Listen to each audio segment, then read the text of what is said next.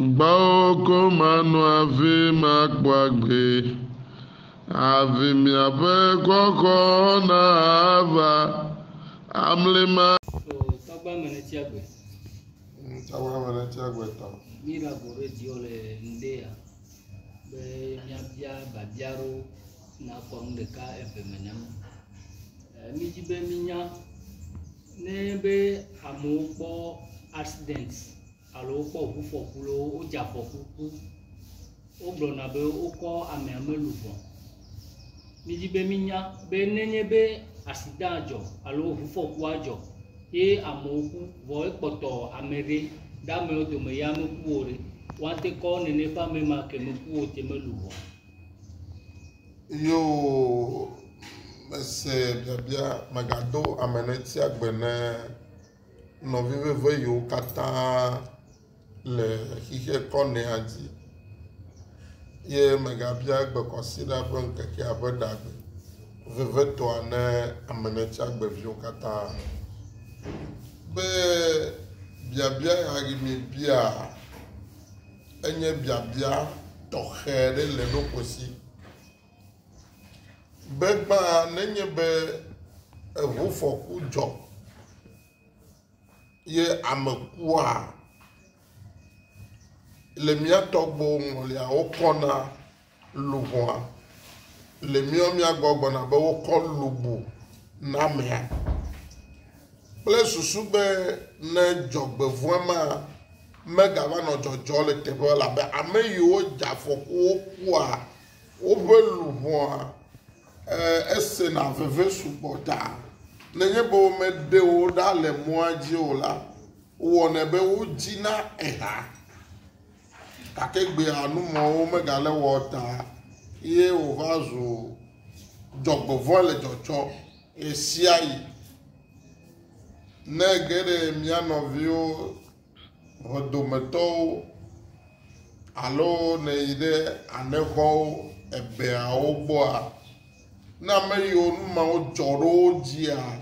ozu na gbogbo le na si ami oya na me ma be zogbe si o le rodome a o te yo na me abenko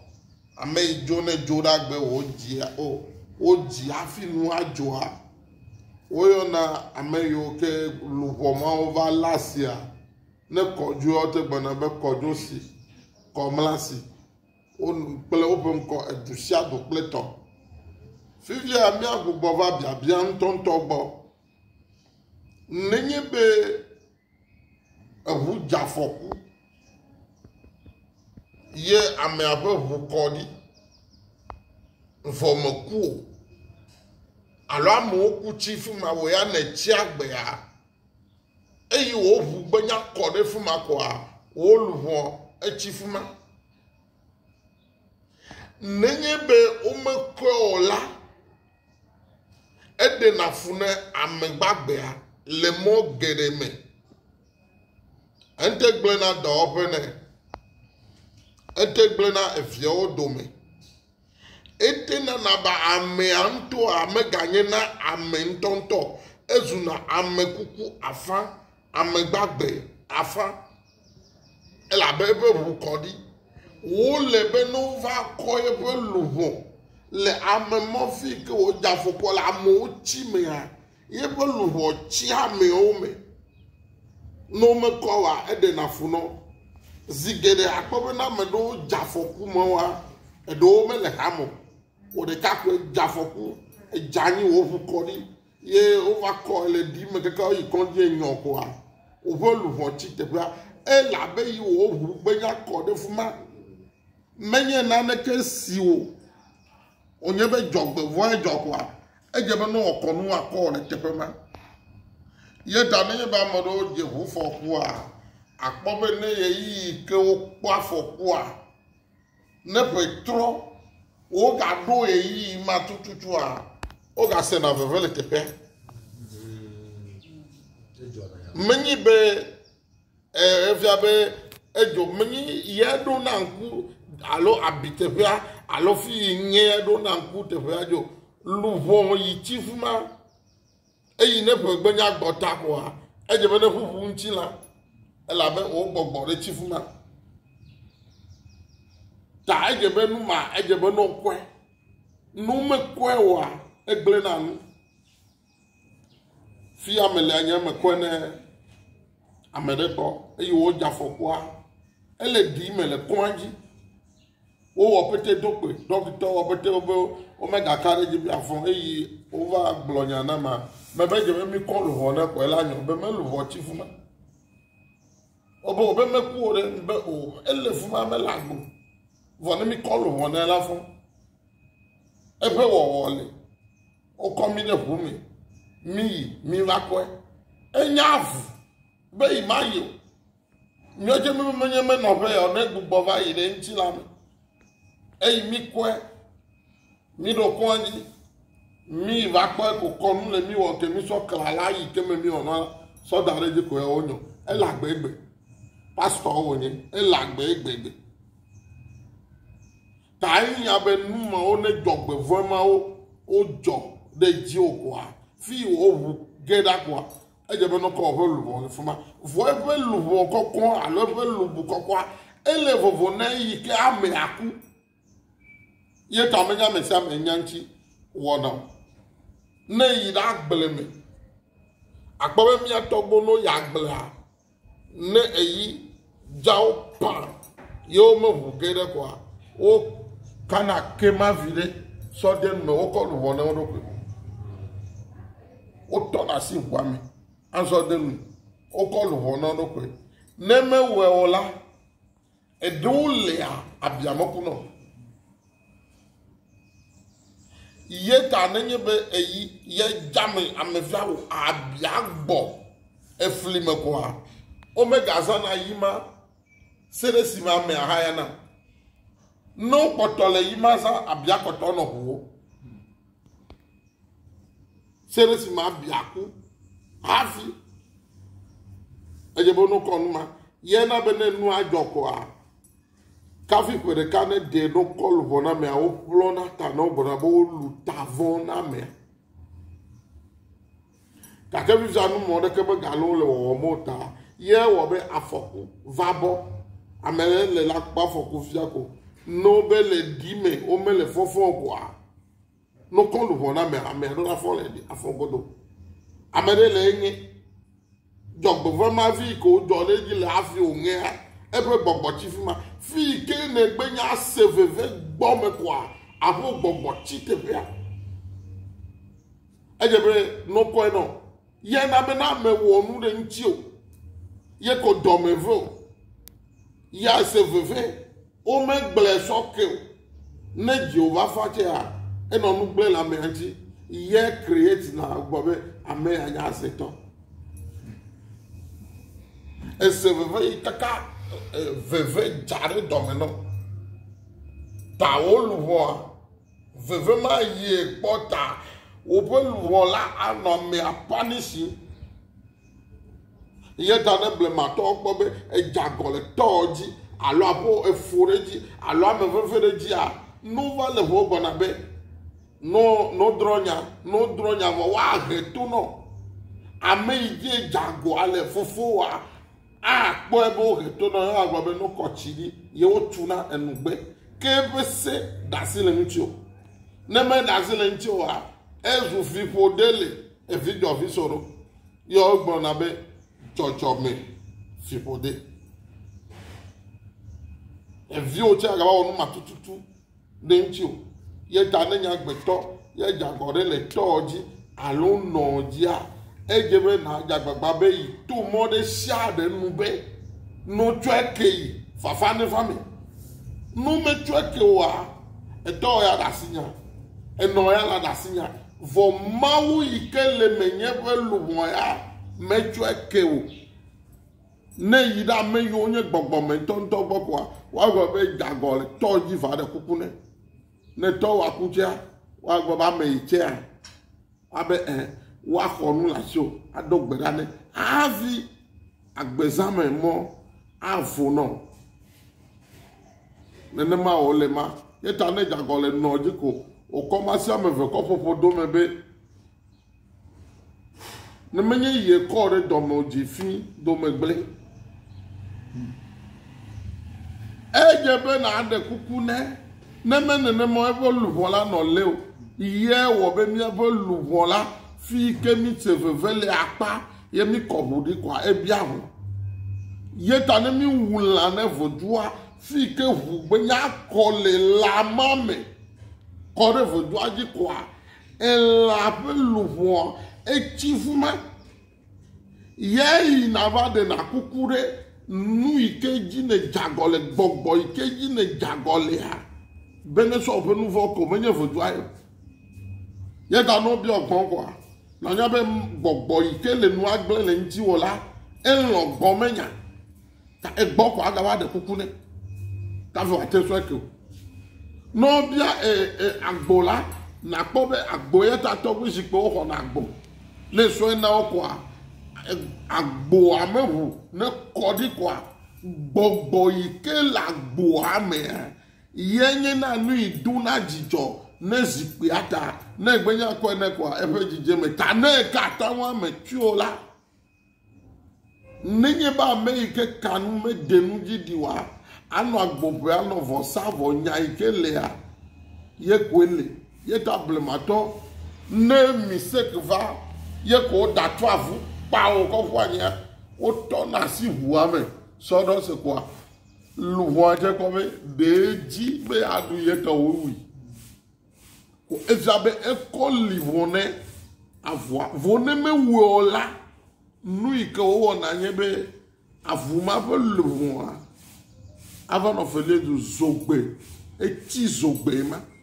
ye ta ne le huku ne wavua ejebe na gobe baba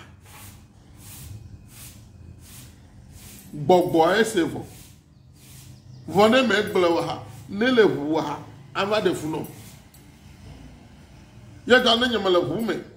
ye drova mi se ke wavua ne mi na sa ko mo na beneto mado aduro voya menya nu ke mo no ala be ne pu ko gbogbo aklora ala de funo ke ka be won le ne la dole ya ne menya hu ko lo pu ye menya ko ala ja foku ye tanda megbeto e pa foku ye janyine tebia ye hu ko di do va ko ko e jebe no de lubu no le fuma e dole ele huame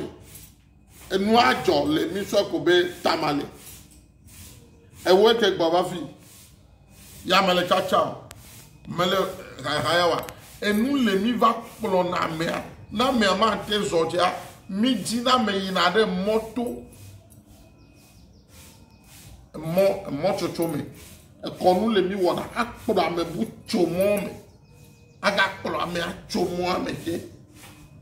nu le mi wona o mi kolu wono le kaka fuma ve ma jijoko ejebe nacha alo afon nene ma ole ma tanuma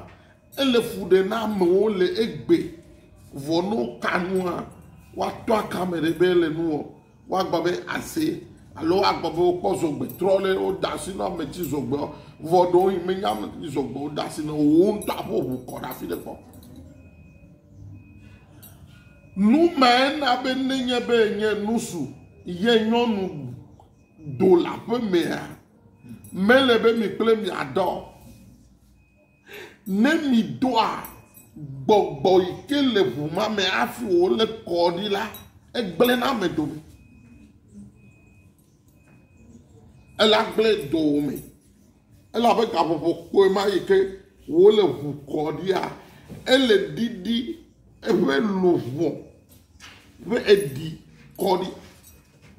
tane wo ye va dokli ne ba me makwa e badi amadu wone gbogbo de le osi yo ko na numa so gble na nyonu adome wonye na ga na oya fonyo no emenyo agba isoro lo yinto adiame anyapo from anobore kenu amodo wodo power do ne ma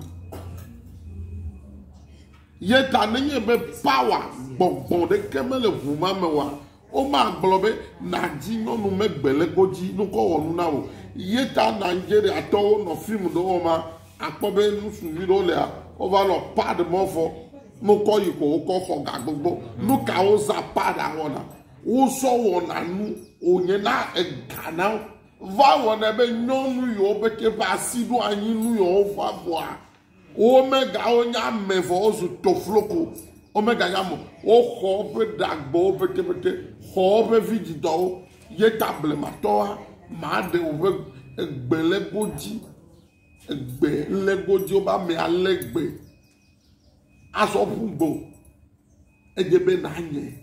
ya che dagbo na power nyonu tanenye nyonu legbe tugbejevio omega le gbeleboji nyamoa va webo omega si agbo va weba pagato omega jiavio nenya egbeleboji enye nyonu ye nya gbeleboji a enye na power na melabe edidi wope nyonu nyenye jikpoto ne buma le dodo kwa edidi wope gbogbo jikpoto tane egesi menya etu power ike chi wame a etro yire la meno Fivia we akono fuka mapo. Pam. Eso fungbe. Mele borekenu. Ejo am fine. You are not nothing. You ever obe to beja kwaka to de kemeka tene na sufo. They are prodding omega la mebu. De na nekemu. Nenye nyonu a ejebe go jene no ahio. Ne mega le doje ne do la pemela. Ejebe na do avovu go je ne na anye nyanwa. Obe na anye. Esemenade ye tanyo nu megbele koji le blema mea ye mi etogbo ko yapa yo do abaji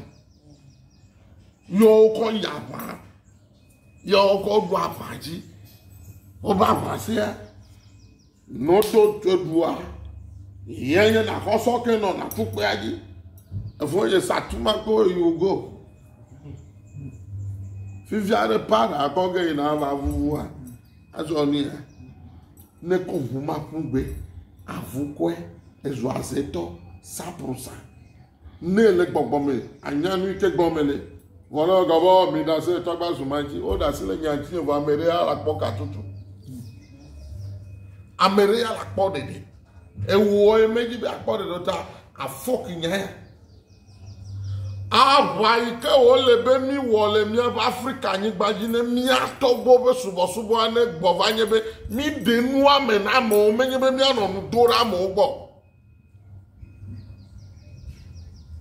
You must learn. Ejebe na sronu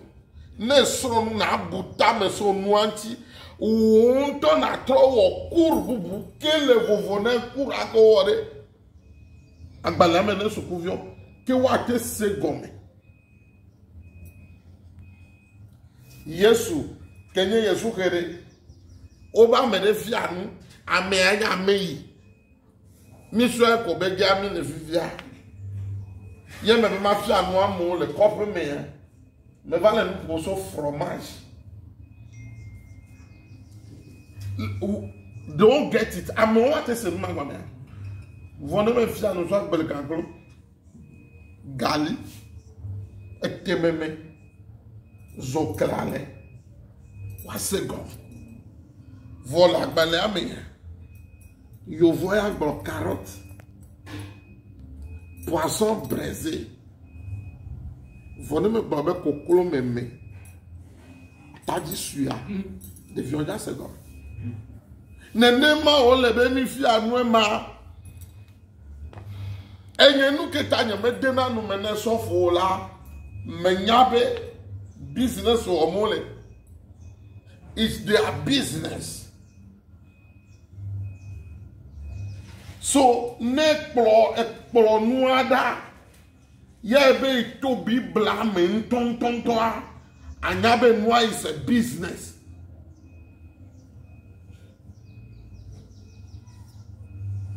having your amebo alo Africa to mi atese nu agomeko a ne le konyi ko awon to nu yuwe ja no popo le o fe dinamia fi togbo ano kplo ya menya mereke agbono be gawo mi ake o enye ga kenye mele gboglobe ka fi fi ame afa yemi ake senu agome ha we must learn mi asoro nu so mi ano ne ogbo pastor they read the book wo kla gbanle o ko pe nunya ko pe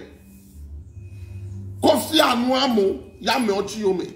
nu ike ne believe nu ike ji ne kose a anye nu ton anye nu se avi amera te troll yo me vonu igo me se wa na mere ba ko to fio yes go me ko je me na nya be agba be to ke wo ile amenyo neme kosira gbenje ma de George wa na mo nu popo magera taro aji mafianu ko mekel homa me ne wa de je sibere enu market glory na ya is a fake comme yo te mi dojo ameyo le politics woman wa dore du tofo wa zuo no what the go on no kakeno pa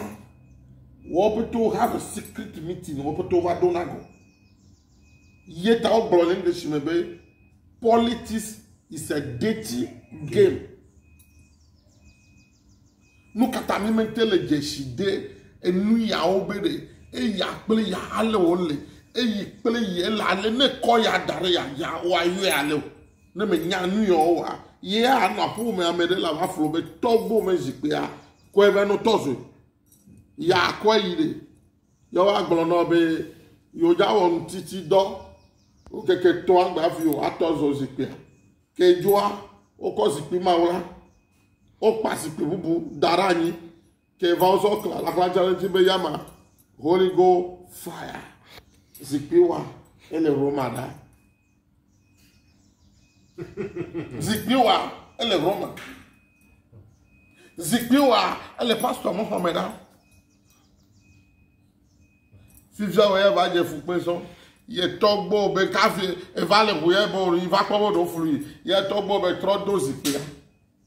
Ame kaya ate trop de zikbia, ou ano, abe togbo toi. Et togbo ya sotu. Ye zikbi le sire. E kata una zikwa bene na idu abaji America me ga wale funa ile gawa ne idu abagbeji o le tu daga ka me yi pobe e de funa ya le gbagba ba chone ye ojo yo le va so na zikwa so me hu ko dichi so me glaso dareji ko zikwa dareji e metale funa ye o su kalenzi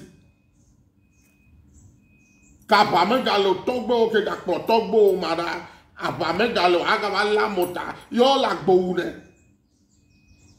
Fivio ba pom ma ko be togba me wule ka ye na yo do megle ye ko si gba fungbe o kokojo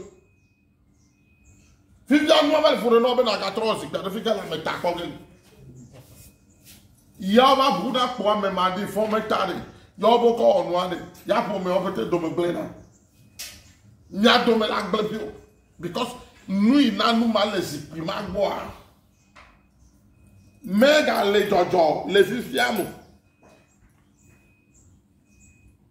aga tewe ye na dome gbe ye mi le fokpe ye na be gbe no akoro si prima jia kalema itogbo wa fi tela nyigba abare ke mega siwa no bo kplo ire zua wo le kplo ge ide zikwi agbo ye wa ko tama wo ko nu ape hanu e je me mi de nu ame na me o ka vie cho no bro be de ame ale o me bo me amere e gale sita yo le ro fia fo e be Kristo to yineta no do ifia le Kristo mo ji mi ado me gble mi ma do ta fe e ja ko agbale nyanya Kristo nyanya klebe business a jra ko menyi gbovio a signé vo afia banya be jra no agbago oroko le papia o be nu amega bu ja signé kaka na nya ko ejere vio ke ko aga du fia na wo ya le ke le la hakuna hakua kwanye vonu atogbo to onye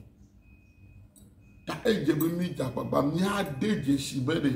mi abe jogbe mi abe luwo tite po le jogbe vo jojome ejebe mi terenchi mi ahenu mo ove amedo le otogbo me zikpi gbo fifiade o me nya mai ko le na sine zikpi awo kale zikpi wa wo le na sino ple zogbe ogba seke ni ma yo nje togbe nyo efi ame ko na onu na mo egbe a blozire wo le na sine ple zogbe ogba aton yeta o yo na blozi be nwonwlo jani ase ato afo ato enu nya popo manya owo e ho vi kutu ma chale ho me be do pese le ho ne va ko zogbe o pele andre le sina zipe egla me odo mi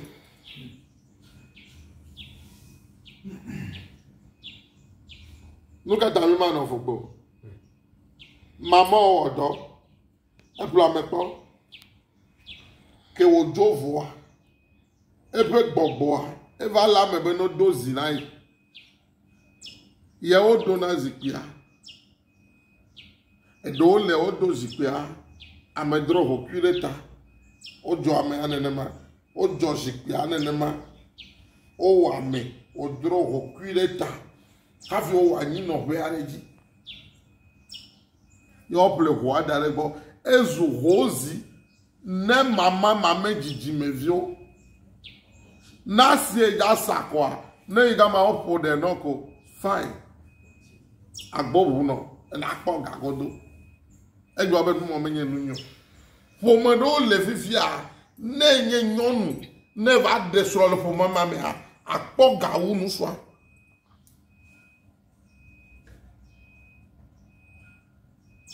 elabe to gbe ike to enye ehuade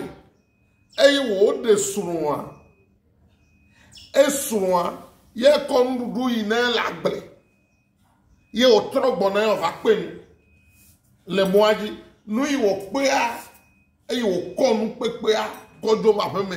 ko va via ye nye ho vivia ye o nye ho a le blema nyonu mama ke to ase akobe ye fonu e kone sura e yo kone kwa wo me avo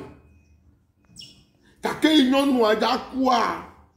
ameke fonu a kone sura e yo ja ku a ebe nyonu de siade yike ava de sura po em kwa azo ho twito ela be sura ivade e fo ho na po me ke dome eve ya ogbo nyama be mi onu ya wo milia mi asoro ko apoga akufia toko mi anye tane yi supo mama me ba de soro nyo nu kwa ezugato vonu so ga me no so no okpona ga bule na bule nu so no kuku me nya tepo ne ne ma nanu le mi atogbo ja kwa nu imo tu o po fi de po me ya mi mele decide nu ya o ya mi le gbagba be kiso to gble kia huno ame ne nya togbo ame tronchi tonto ona mi gble mi se huno nini no kwasiji le ga ko le video akpo be togbo me fodu ade ko li kafia iva ya inya be ko kenenti e ya me ke va no gbo menya e ke ya anya ye ko glo na oje won to me soro nu igbogbo me na mi ple mawa mi apu nu face to face wa gbo be this the situation ya tanya no konjuro mo mi va o sikpia na me do sikpia gbo na me yo sikpia ja te be gbogbo to va gbo na be nu ya no igbopo ebu nu ka de na me gbele kwa me siso be yo se po be na ne no fuma ebu me va o sikpia dure me bia be atik plode le no na sikpia gbo obe nu ma bu fiate pe mejijo me gbo no bo wa pe na me yo dro am nko fi ya wa se me de consider ton ya ko nyonu de do me no be no vata enu mala imama owe no na si agbo obo mo gava le igbo o me gava le considérer le ndeke mo yo ko nu aje vonu ma nye zikpe amalo vo we pele enyiru no bo na pele nyiru kwa na yabe atigrinyi me nuya ke no na via ye o ko wonu ya imama ma ko na ibe ne ikwena mere pe idome agbe kake abe gben kekero ya via ne ile ko imama wa gbo na ibe atron wa ne nto imela lodo va me ike gbo no ale achechi ache nyanga ya oda sile nuanchi ne igama gba po me ma mefa ame yo me podo o podo lo ne me ro duma me via do ko na be kenye dozi piano vo nto to gbe menu yo gbe o fo efu gbe yemi tro ado bubu elegbe o le lu ne gere duma me via ovo kewe yare nu katane pastor o ja do me pa on to be yo ba apostolo yo be pastor wa onana o jenakolo nu kata o jenakolo nu kata ona o le no no na resipiji ko be mi to gbo mezi amenyo wo le wa ya na le clojino no le doge fiano no le wa no le konu oge no de jage klo hafi wa gba here ji o ne catholic to le father doge ya father omolo nani nenye enya gbosi la vome o yana mo ba gbo susio voga no be tanao ne o le nko de gea do omolo nani kavlo no nko yo wa no ha aji wu ne kenye tokoro kwa fo gbogla ko be de nko lo apadi kavlo akpolo ipo me ha mo kon no wo che lu ma ke ko mo le numa ke ko wo che le kajasio oyina ono na kloji wo le to hono azata odona nu ke konu je ko dareji ipitowa agboshi onye ozana he pleibo wonya anu vone gere megbenya so ekwa ezome bloga gbo imegbo voga ka agbogbo imegbe ndeke majo nde medu tune ne du tune ha acho imegbe la bebelele nuame nu yo lebe mino ame ofia mino mede na ame o yeta me benya nyama no TikTok jo amo ko na benya no TikTok ji vo nyi nto nyi mele TikTok ajo nyama no jicho menye gama ole be mia wa balo avanye nu ya ke fia mele coach nu amena ma de nu mena me na me ke bure no vi o ya ke bu do va le church come nro abebebere ne wa gbogbo ova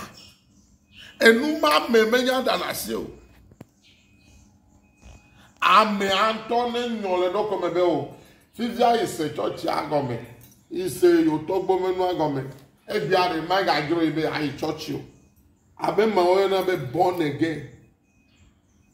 to force somebody to be and born again is the evil things na force amebe nezu born again nebe nezu amekokwea nouveau onye vo dada gande onye vone so la me antome jimebere vivia ge moya iso imaga so na trova yo togbo menu agbakwa ele fukpo dole umo enyabe ibe ibova ibe togbo menu ugbo ame le church yi pastor ke le church yi wo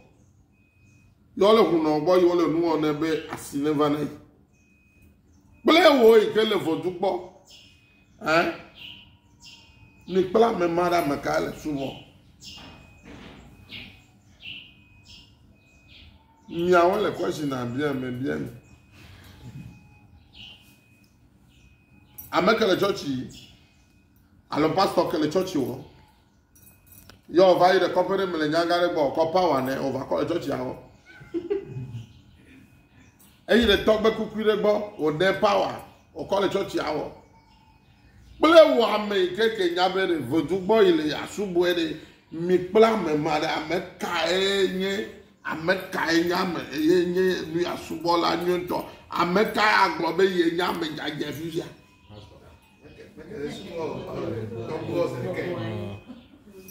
Kenu kata mi no ble klo e la be o de gesi mu abe nu ike wo yo le la menye nu nyo ta o le vosa le he le sa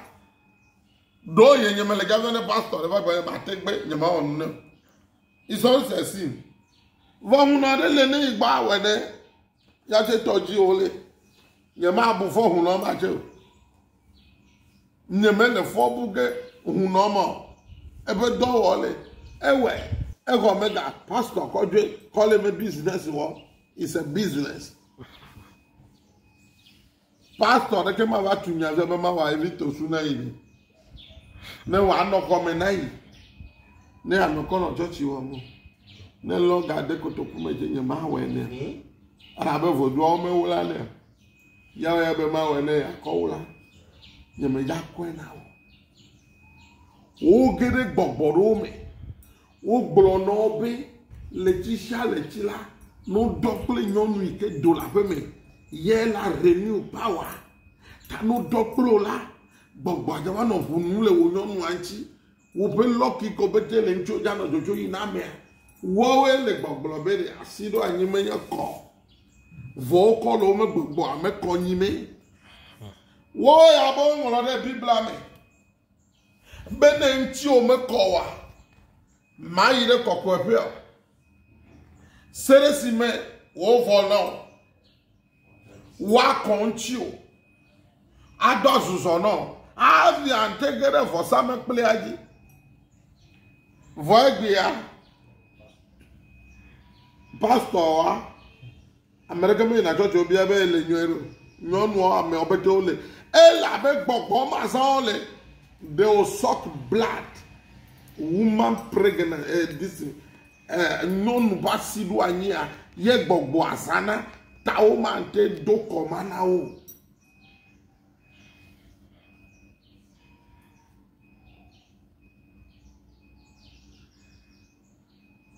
gbogbo mare e dona pele nusu wonye gbogbo nusu nusu ameve be power ele vovone be nusu ele vovone nyonu amewo be power ele hand and that ta gbogbo ma ike ozana eyi abe nusu pele nusu no do they are doing it secret voler kiki ame vale keke pele mi ame nu gao jijita ke ame ike le gbogbo ma yovo ke le gbogbo ma za yovo ke gbogbo ma gere me wo le nu ma ma eva Africa yo va blame ibovinu dogbo one Gaza ezuma hiavi ko je nu ma o ma ke holo aje gogo o chale how the thing go away before you count this time chale tell me the truth ye glone be secretly aglone yo ko glone elle a même que va sur voir de va doya nous souvi agwa be po amene tane ji amene wa bia bere part ka play you be the woman well anye nyonu alo azanu susai amorobe anye no so ke wa die ke nyonu ale gama no ke va le to me gbodo no e voice game amesa ba yo ya mi adomegble ya mi zuan leon beware mi pom yaro kroji e labena amli male gbogbo be de iwe du ko le totro le si maje me wo be bible gblo nyama o ivio do me le gbegble la he ivio me lo do ko do me se mo la ya o ba ma gbon be o mo Bible aye nuka gomede agbale agomede fifia na gbonu ya fifia de wa gbona be e ma Ancient Testament bullshit ka fi o ga ko da agbale ame no da Ancient Testament na me agbon Nouveau Testament pastor pre-pastor o mele yin o le de nu me no ejo le mi agbo pastor ele mi ahun no jo me to me ka ke ne yen hun no ne pe ne me gbona me ganya me ke yin afi ape ma ba gbo gbogbo na be ga ya me ma gbo o mo vodi ye me gbo no hun no ke yen bebe vi ale Yesu ro ame to la gbon be la sabu ne va ya wa yi wa ba poison nyama yi nyama gbon no na nya anu avo gbogbo no be ga yi ya kebe ye ku alo ya ko ya gere ko be ba so chero tonu to yi badagre e fonye o ma ploro gbogbo re na ba vu ma ploro ayi gbo ba go be le nyare ku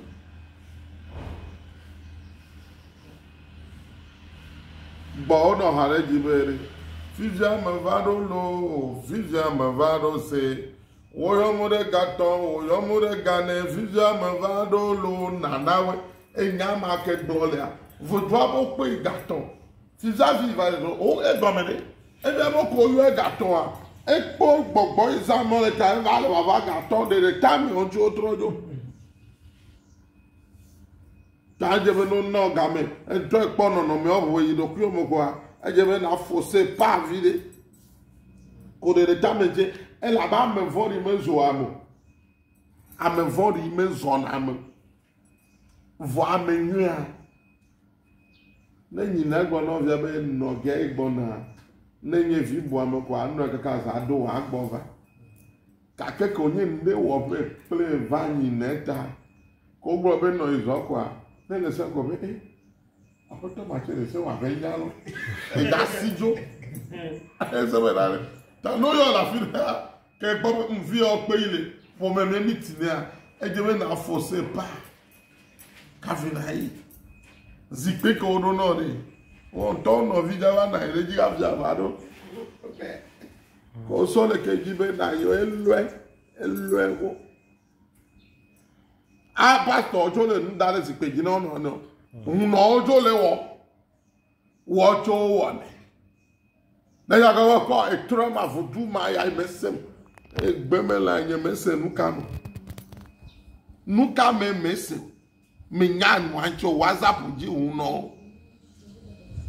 Osro no le WhatsApp mesema zo no nuka esro azolika eso ebe galesi ke vale lo melega kaka koga alo vale Nigeria koga kore e va mono bla lafia na ke dollar la ehunu ache uma eso trobla no be so yi ke Ghana nous veut encore on se veut tout temps ko e bo e do awo ke wala be ke wo ye ga ma vale ga ponta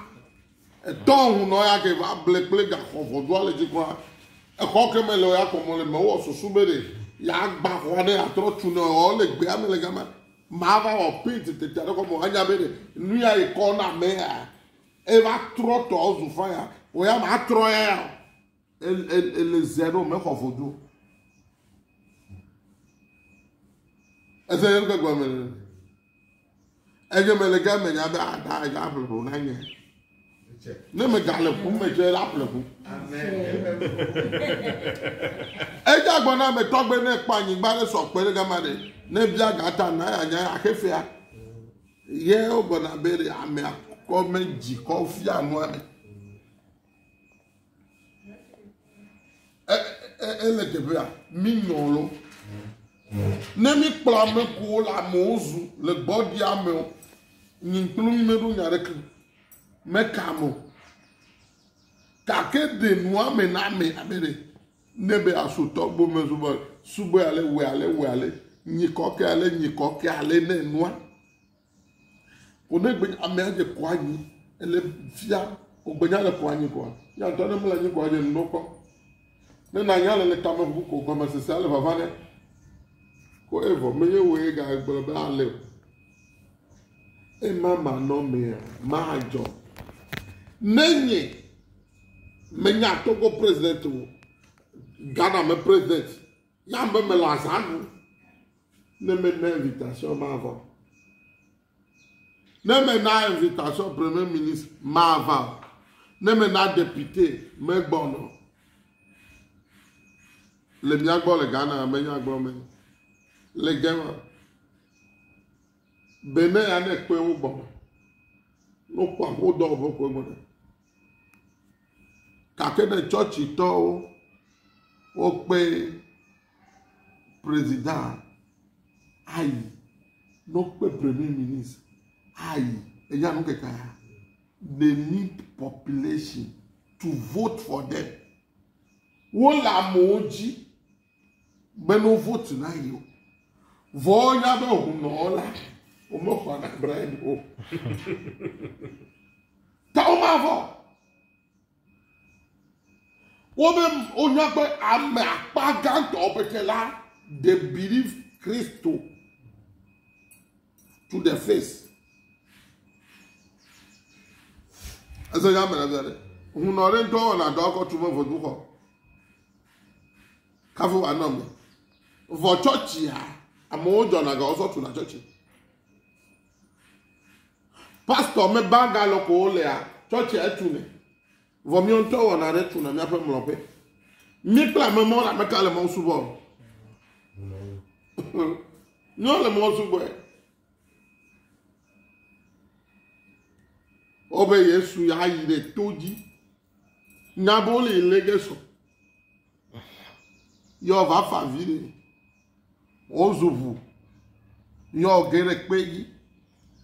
me gblonya re chobe nu le nye mafia o nto akọ abovu akọ life akọ abovu akọ ko o nto do kyunji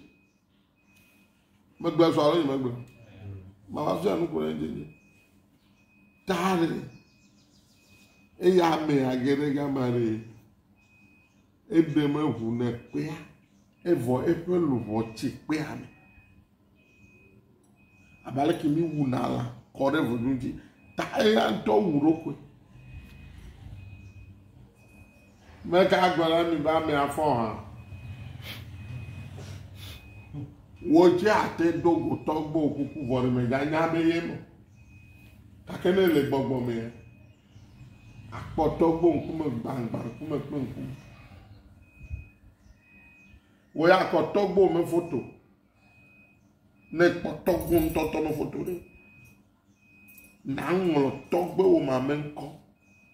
na ŋlɔ tɔ ɖe dzi na sɔ da ɖe kplɔ vi ɖe dzi ko na kusi da ɖe gbɔ ne fɔn di ko do gbe ɖe gbɔ adza ne wɔ tutu akpɔtɔgbɔ gbangba wa na fɔ ɖo vevia vevi nye zɔ ale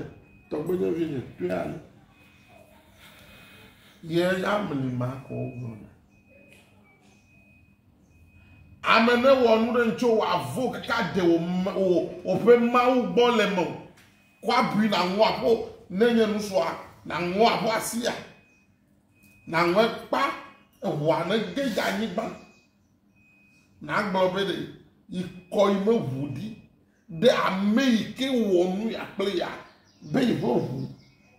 ne bia gbe ne nye be yi tɔgbɔ me ʋu me le yi mo fi efo nye ewu ke na va bɔ trɔ ame le xe bi.